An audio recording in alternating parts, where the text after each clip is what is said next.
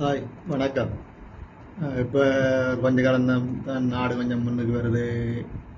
உங்களால் அனுப்பிச்சி வச்சுருந்தேன்.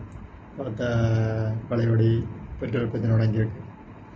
அதில் இன்னொரு பார்த்தோம்னு சொன்னால் பெட்ரோல் பிரச்சனையால் இந்த அரசு நிறுவனம் எல்லாம் 18ஆம் தேதி, அதாவது ஒரு புதன்கிழமை விடுமுறை சொல்லி அறிவிச்சிருக்காங்க. அதில் இந்த முறை பாடசாலை சேர்த்துருக்காங்க. பாடசாலை, நீதிமன்றம், பல்கலைக்கழகம் எல்லாம் இந்த அரச விடுமுறை வந்தாங்க. ஒவ்வொரு புதனும் விடுமுறை.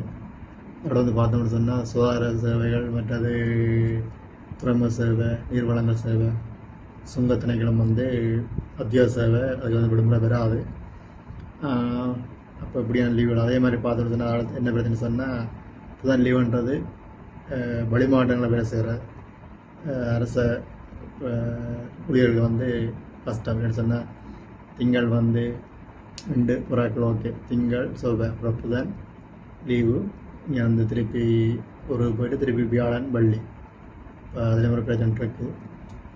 முன்னாலாம் ஓகே யுத்தம் அது அப்படி இப்படின்னு சொல்லி இலங்கை தான் பொருளாதார பிரச்சனை எதிர்கொண்டு வந்தேன். கொஞ்ச காலமாக கொரோனா, அப்புறம் பொருளாதார பிரச்சனை தொடர்ந்து விழுந்துருக்கு.